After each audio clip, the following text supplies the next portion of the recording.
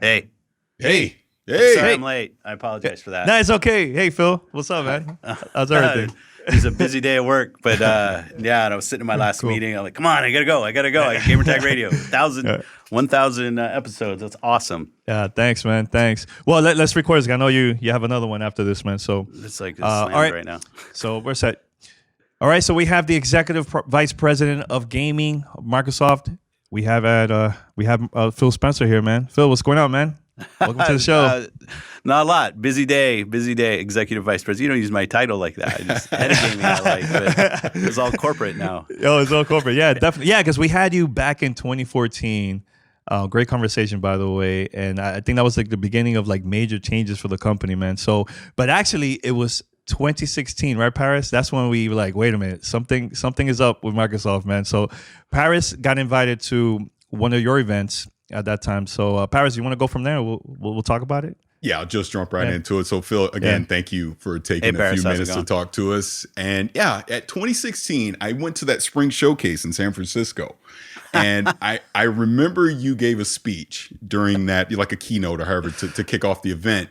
And that was, in my view, that was the start of everything to where we are today, because that was kind of, I remember Quantum Break was there and it was, Quantum Break's going to be on the PC.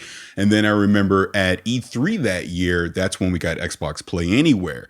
And then you said something very key at the end. You said, no one gets left behind. And I remember, and I went back and watched it to make sure. I know you were talking more about the Xbox One at the time, but here we are. You know, you've announced the Series X at the Game Awards, and we'll get into that in a few minutes. But people will kill me if I don't start off the conversation this way, just to get it out of the way. So we know Matt Booty. He had the interview a few weeks ago, with the UK magazine, and you announced that at least for the first year of the Series X, you're not going to have exclusive titles. Those same titles will also be a part of the Xbox One family.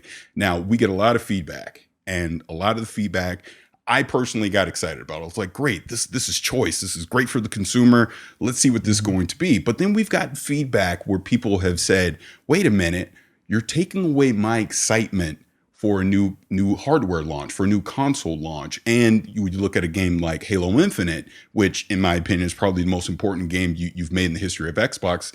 Not to mention this is the most important year in the history of Xbox. But people are saying, well, what's my incentive now to go buy a Series X? Why are you making this change to not have Halo Infinite and all the other titles that you'll have this holiday exclusive to the platform? So I know that was very long-winded, but I wanted to make sure I got it out of the way. But can you kind of explain your approach in philosophy going into this next generation of gaming? Yeah, sure. And first, I mean, good. You accurately picked up at that showcase in 2016. I know I kind of confused some people, even some people on my own team, but I had a view. We had been working as a leadership team on where we were going to be going, and I thought it was important to stand up and at least try to give some kind of roadmap, so that people, as things were coming into place, as we would announce new things, that people could kind of say, oh, okay, well, I understand how this fits in a vision that from our perspective is a vision putting the player at the center and not putting the device at the center. And today people play games on a ton of different devices.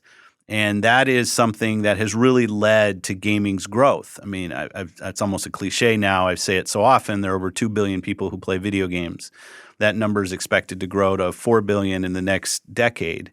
It's growth for our industry, which leads to some of the best creations that we've ever seen, because creators are finding new customers, new gamers are coming in all the time.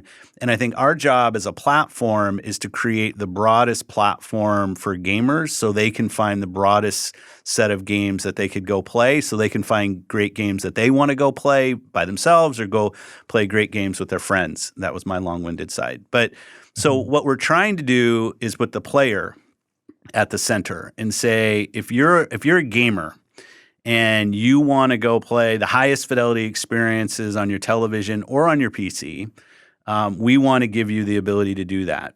if you're somebody who is playing games and you're never going to own a console, you're never going to own a gaming PC, we're obviously investing in xCloud and things to make that possible so you can play games on those devices. Even business models, because not everybody can afford to go out and spend $60 on a new game. People want to play more games. So you look at something like Game Pass is really an evolution of the business model of games so that it gives people another option to build a library of games that they can go play. Now, specifically on exclusives or non-exclusives, I mean, one of the benefits that we have just sitting inside of Microsoft is we've obviously been close to the development of what's been going on PC for years. Right. And I think today, if we look at the PC ecosystem, we'd see some of the best, most highest fidelity games anywhere sitting on high-end gaming PCs. And some of those same games are actually able to run on PCs that are a few years old that have much less capability. And the state of engines and capability today means that developers have the capability to take full use of the gaming hardware that's in front of them. Obviously, when we built our strategy with Series X, we started with that in mind. If we wanted to go build a gaming console that was going to be the absolute best that we could deliver on a television and deliver unique capability to creators that they could use to go create the best games. Mm-hmm. But you don't want to do that to the exclusion of everybody else. And you also want to do that hand in hand with developers because developers want to find the widest audience possible at the same time. And yes, there are always trade-offs in what you're going to do from developing each individual game. And I'm not going to go dictate to every studio, every third-party studio, kind of what they have to go support. But what we see in today's world is gamers want to play games with their friends, regardless of what device those friends are on. People want to have the largest selection of games open to them, and developers want to be able to make use of absolutely the best in the technology that's available. And we built this plan with all of three of those as inputs, and we feel really good about where we are. Cool. Now, my question is, I'm usually used to Xbox having like their own reveal event, right before E3. Why was it important for you guys to reveal Xbox Series X at the Video Game Awards? Because I think we've never seen that before in the industry. Why the change? Yeah, I love that. We made the decision. The decision was actually really pushed forward by one of our marketing leads, and she's awesome. And she just stood up in a room and she said, "We should go do something bold, something we've never done before." Let's face it, we're not in the market position we wanted to be in this last generation. I don't think we're going to get to disrupt and grow our business just doing what we've always done. Let's go try to do new things. And when she first brought the idea up to me, and I talked with Major about this a little bit on his podcast, honestly, I wasn't the biggest fan. I was like, well, there's going to be a lot of other games there, and we've never launched an Xbox in a way that was going to work. But it was, Jeff has done a really good job building a great platform in the Game Awards that gets tens of millions of viewers, and it's global. And we said, let's go do it. The thing that really made it work, though, I thought was the work that the team did around the video assets that we had. And I'd say both for Hellblade and for Series X. I thought both of them back to back really, really played well. And it was cool to do it. And I think the response has been great. But to be completely honest with you, I could be sitting here today and it could have been a disaster. Right? You have to make those decisions. And you make them without all the knowledge of how is it going to play out. I like trying something bold. I'm really happy with the way and the way it played out and the response from the fans. But every decision we make between now and launch, we're trying to think about things in a different way. And some of them we'll get right, and some of them we won't. But we're definitely not going to be meek. Like, we're going to be bold in what we're trying to go do. Yeah, and I was very surprised when you guys showed Hellblade 2. I was like, oh my God, what? Now, my question about that, like, why show that game too, So, but you were going to say something, Paris, too, about that? Well, I actually wanted to kind of play off of that, of what you were just talking about, because I was at the Game Awards when you did that announcement. Yeah. I know, yeah. And I remember we're sitting in the crowd and I'm looking up. I'm like, okay, what is Phil going to show? What is it going to be? Cuphead 2 or something? Like, I really had zero expectation, right? And we're looking at the video and I go, wait, was that Matt? Oh, I'm like, oh my God, they're actually doing it. They're doing it. They are showing the Series X here. I couldn't believe that you actually did that. But like you just said, Danny, bringing up Hellblade, I actually wanted to lean into Game Pass on that. So you show Hellblade 2 during there. I'd never played Hellblade. Never played it. Heard of it. Are you always, serious? Yeah, always heard, hey, you got to play Hellblade. Yeah, I'll get to it whenever. You show that instantly piqued my interest. I go, wait a minute. Hellblade's on Game Pass, isn't it? So sure enough, I go on my PC and I look, Hellblade, Game Pass, PC. I downloaded it. Phenomenal. Absolutely phenomenal playing that game. And I've been kicking myself going, well, why did I wait so long to actually play this game? But it just leads me into wanting to talk a little more in depth about Game Pass, because you obviously announced this a few years ago. Yeah. At E3 last year, you've upgraded it now to Game Pass Ultimate with the PC. And it really seems to just be the actual DNA of where you're headed next generation, by using Game Pass to not only obviously create the subscription service so that gamers, hey, we spend $10 a month, $15 a month, and we have access to all the Xbox games, but not to mention all the third-party things that you're bringing in. You're obviously you have stuff on PC, and you have xCloud, which is going to integrate into this as well. So again, I know I'm super long-winded when I say these things, but just where did that genesis start with Game Pass, where you decided, hey, let's do this subscription service with games, and how can we expect it to grow as we move forward? Yeah, it's kind of back to that similar time, actually, even a little bit earlier than that showcase event. We've been talking about how do we bring more games to more people. And I'd also say, as somebody, some will say I've been in the industry for too long, but that's been in the industry for a while, that I don't think it's incredibly healthy the way you see the decay in retail today, where, you know how it is. Gamers like buzz. They like what's hot right now. Right. And a game will come out, and so many people flip a bid on a game positively or negatively, really in like the first day or two on whether it's out. And I think people will miss some things. And what happens in that kind of stack of shame, or things that they aren't playing, or that they even didn't buy, is they're not going to go back and buy last year's game because they feel like they missed the buzz time around that game, and they're going to use their new dollars for something that shipped more frequently. And it's just, I think it's the nature of entertainment. And when I looked at games and how much people are spending, how much studios and publishers are spending to develop games, we need to extend the window of when these games are viable, when they have large player bases, just to for the health of what our industry needs. Games need to find players. And so Game Pass and just subscriptions in general was a way for people to discover games that maybe they missed when it came out. So your Hellblade story is exactly what we're seeing in the service, that games that were incredibly popular, or maybe not incredibly popular, but critically acclaimed. People said, oh, I should go play that, but maybe their new favorite game shipped right next to that game and they missed it or they skipped it. Game Pass gives the ability for these games to have a longer window when people are willing to go try them, because once you're a subscriber, it feels like the next click to download the next game is free.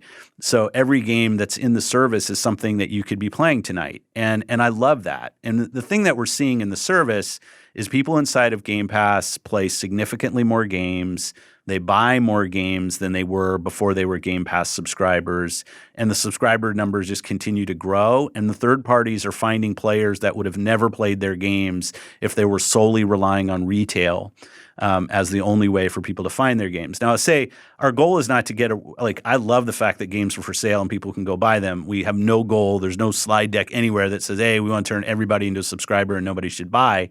That's why sometimes when people use the Netflix of games, I bristle a little bit, because Netflix doesn't sell the content that's in Netflix. For us, if people want to go buy their games, we think that's a really healthy part of the industry. If there's games that you're not going to go buy and you want to subscribe to get access to them, we see that as a strong part of Game Pass. And obviously, to grow the service, we're putting our first-party games in day and date, and we've seen incredible growth in the time, both on PC and on console, and it's been cool. And as you said, xCloud is the next logical leap for that.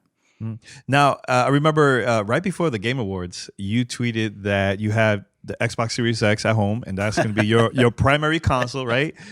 Yeah. Why is it your primary console instead of having Xbox One X or S? I mean, first and foremost, it's testing it, right? And we have a take-home program. That's what it's called. Inside, we get to take the box home. We have a little shield that we put on. I think there's been leaked pictures of it before. It kind of looks like a zebra, so that if somebody comes in, I think it draws more attention looking like that than it would if it didn't have it on. But this is another story. I'm trying it, and it's in development. Sometimes it reboots. Not all the games today are completely compatible. Like, we're working through our list of approved games on it. The list, you can see what I'm playing, so you can see what's in. There's tons of games that work. The first thing I went back and did is started playing some 360 games. I wanted to see how back compat, if you think about it that way, is working. Playing Xbox One games on it, seeing how the UI flow. It's obviously quite a bit faster than the Xbox One X. And even sometimes when things run a little bit faster, there's little UI things that you just need to be aware of. I'm relative to the Xbox One. The first code name for that was Durango. When we launched Durango back in the original days, like, we are so far ahead in terms of when we have take home and this thing being in home. That's the reason I tweeted out, because the team has just done such incredible work to get us into a position where this far ahead of launch, we're actually at home and I can use it as a primary console. I was just really proud of the team. But it's really about testing and learning the experience, and we're getting more and more games in the approved list all the time. And when I'm online playing with my friends and other people who jump online, I'm on the Series X. And if I load into my Destiny Strike a little faster than you do, that's maybe my box. That's good. That's good. Paris, go ahead, man. Yeah, well, you mentioned Destiny, so I'm a huge Destiny guy. It's just the game I've been playing since the day that it came out, and I just want to comment really quick. I love seeing you with Pete Parsons when you guys did the stream a few months ago, I believe that was. Thanks. Playing Destiny. So I have a question about VR, but I want to say this really quick about Destiny. So we'll stay on Destiny. Yeah, I know, right? So I just want to say really quick with Destiny, how are you feeling about the game right now? How are you enjoying it? You like the new approach they're doing? I think they're learning. Luke and the guys over there. I mean, I'm a big Bungie fan and a big Destiny fan. Anybody who looks at my play hours can kind of see that. So I'd say at the root of it, they have control down in terms of SPS control on a controller. It's they're one of the tops in first-person shooter control, so it just feels so good. The sounds of the weapons are awesome. So, like, from a visceral experience, I love the experience. I love the grind. I can see them kind of trying some new things and learning some new things with Shadowkeep and where they continue to go. I give them my feedback, but at the root, I'm a big Destiny fan, and I just think it's one of the great franchises that was born in this last generation, and it's cool to see them invest. And not to piggyback back on our previous discussion, but I think a year from now, Destiny is going to exist and people will be playing D2 and I'll still be grinding my light level. And we start thinking about people playing those games across generation, it kind of pushes right into that exclusivity point that you had around, do we want to create like a D2 Prime that doesn't work with the millions of players that are playing now? Or do we want to give developers a way to get the full use out of Series X, which I know they will, and still support the broadest number of players that can go play their games? Not to kind of cherry pick that to kind of bring back, but you see more and more games that today want to engage the largest number of players they can, and that's been just such a central part of our strategy of how do we go enable that. Well, just to speak on that game specifically, and then I have to talk about this VR thing. I have to mention this, but crossplay coming to Destiny was probably the best thing that ever happened to it. And just overall in gaming, we've seen it with Call of Duty and just even inside the Xbox ecosystem with something like Sea of Thieves, being able to play with my friends, or Gears 5 on PC or on the console is fantastic. It just brings more people together, which I love. Now, VR, I have to bring this up. So you obviously had the comments during XO19 about VR. Caused a little bit of a ruckus, and I know Ryan McCaffrey tweeted about it, and then I replied to Ryan McCaffrey, and then you replied to me, and what came out of that was you played Half-Life Alyx. Not that I'm asking you to spoil anything about that experience, but it just brings back the point, and I hope you can elaborate on this a little bit. The reason I said what I said to you at the time is I'm not expecting Xbox day one launch of the Series X to embrace VR. And I can even understand that today people aren't necessarily embracing VR. My philosophy, and I know other people think this way as well, I'm like, I'm not investing in VR until I see VR 2.0. And I guess the point that I'm making is I look at a game like Half-Life Alyx, I look at Valve Index. To me, this starts seeming like we're getting into that 2.0 phase. So when you kind of shut the door in VR, I was surprised. I was like, wow, that's shocking that he would say that. So I guess my question to you is, and like I even said on Twitter, is I just hope the door is open for VR. Not that it has to happen in 2020 or 2021, but as more adoptions, as we get more Half-Life Alyxes of the world, at least have the door open to eventually, explore VR on an Xbox platform. Yeah, and I think I kind of said this on Twitter, and I'm not defending myself at XO. I probably overstated, and I wasn't trying to take any kind of, for people who love VR and the experiences that are being built. No disrespect to any of the teams there. Ryan Payton, a good friend of mine, he's getting ready to ship Iron Man VR, and it's like there's a lot of people I know that are working on some good VR titles, great VR titles, and I'm not trying to not be supportive of that, to use a double negative. But my main point was I wanted to be clear with our customers on where our focus was, so that if somebody was waiting for us to bring out a VR headset for Series X at the launch or something, I was just trying to we're not going to do that. And I understand certain people would want that. We have to focus our efforts on the things that we're doing right now, and the most precious resource that we have is the team and their ability. And I just have to focus. I have to focus on the things that we're doing right now. And VR is not just as simple as plugging a headset in. You have to redo the dash. There's a bunch of work that goes into it. And the teams at Valve, the teams at Sony, the teams at Oculus that are doing that work, they know the completeness and what it means to support that platform. Yeah. Obviously, just quickly, VR is big on Windows today. We are the Windows company. We're never going to close our eyes to where things are going. So I'm not trying to say, I don't hope it goes away. I hope it gets bigger. I hope it's something that's just so important that it'd be no brainer for us to go support it. My main point in that statement wasn't to shade anybody who's working on VR or anything, but really just about the stuff that we're focused on right now, and that's not part of the equation right now. All right. So I have one more last question here. This is super important to me because back then I remember, I'm gonna go way back to the original Xbox. There was this game called True Fantasy Live Online. Yeah, I was super excited about that game because I'm a huge fan of Phantasy Star Online, and I was super excited when you guys announced and showed the trailer about Part 2 at E3. Yeah, I was super curious why that game was canceled. Was there anything that happened? I know it probably was a hard decision for you guys and probably also for Level 5 to just cancel it out of nowhere, but I was disappointed, man. And I've been having that question for years, and I always wanted to ask that question. You have no idea how much we anticipated that game back then. Oh man. So for TFLO, first, I wasn't that close to it at the time because I wasn't running all of first party. I was running one studio. I think I don't have a great answer other than we work on certain things. This is what I heard from sitting beside it, that the game wasn't really coming together. And there's obviously been other examples of that. And both of us just decided, hey, for the amount that you'd have to go invest on such a thing that it was kind of unclear what the success state or if it was really going to come together the right way, that I think it was kind of a mutual decision. But I wasn't directly involved with it. But I do want to talk about PSO real quick, and I know I'm going to drag a little bit later, but hopefully that's okay. Yeah. Because I was just over. Please take all the time you need. I was over in Japan, and one of the things I got to do was sit down with Sega and talk to the PSO team and look at all the progress that they've been making. I know the beta is getting ready to go on, what is it? This weekend. I'm a huge fan. 7th. Yeah. Yes. And I was just trying to figure out days of the week. And it was so cool to sit with the team, and literally I went through all the functions. I went through all the different art. We got to play.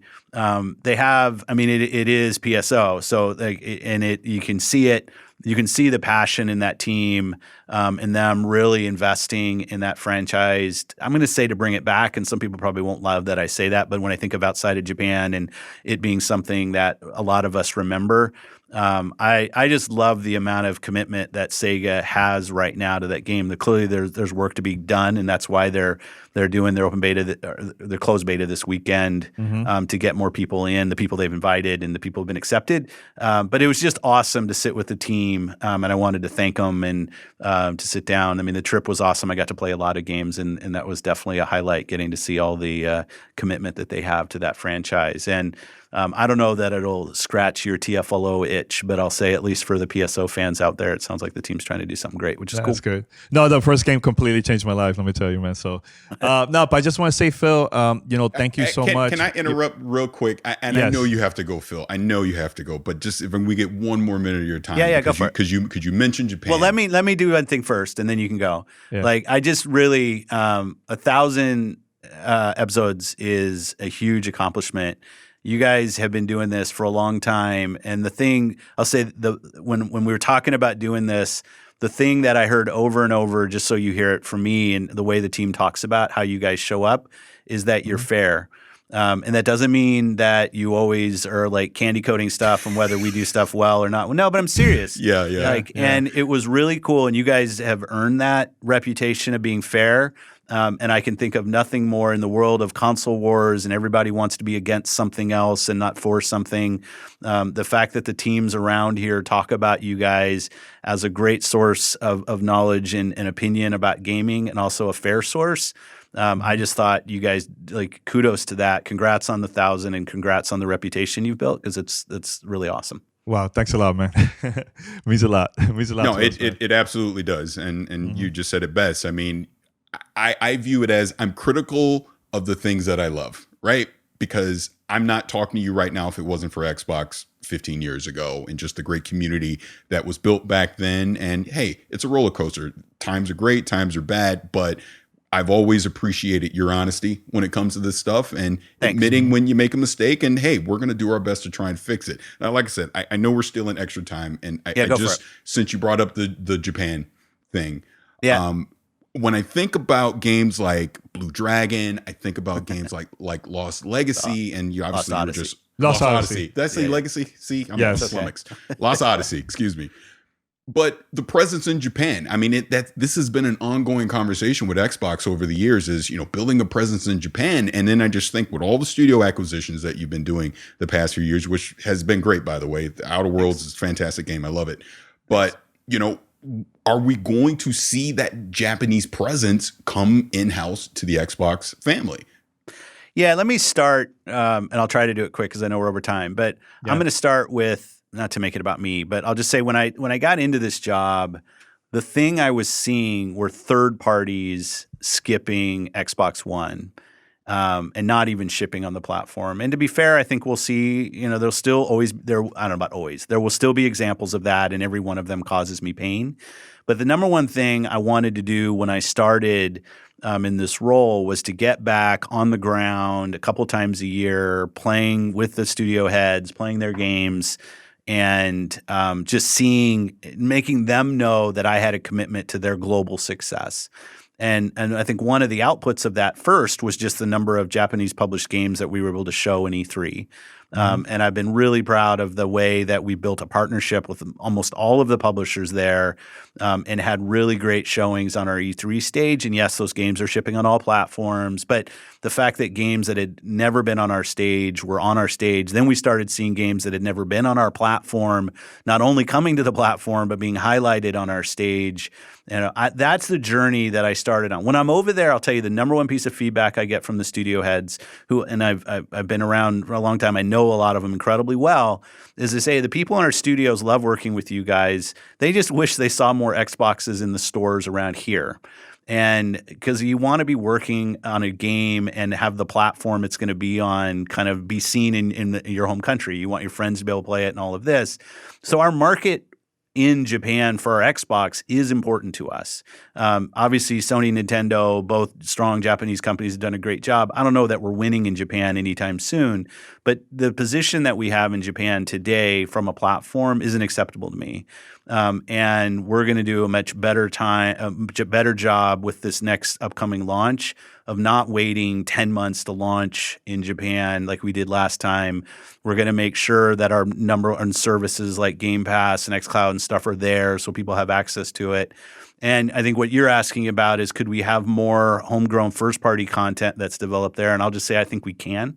And I'm not announcing anything, but I think the Japanese market is specifically important because of the creative community there, because of the gamer community there, and I want Xbox to mean more there than it does today, and that means working across a bunch of different fronts to make that possible, and it takes time. And like I said, I'm still going to see some things get announced that are on our platform, and I cringe every time that happens.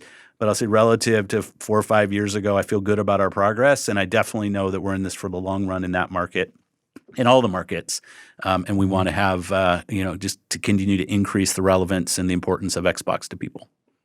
Well, Phil, I just want to say one more time, man, thank you so much, man, for taking your time, man, to be on the show, man. This means a lot to me because it's been now, it's gonna be 15 years now, later this month, and 1,000 episode. I think this was like a perfect way to start now, 1,000 and up. There you go, man. So yeah, thanks a lot, man. Here's the next 1,000. Yes, for sure. Okay. All right, Talk to you later.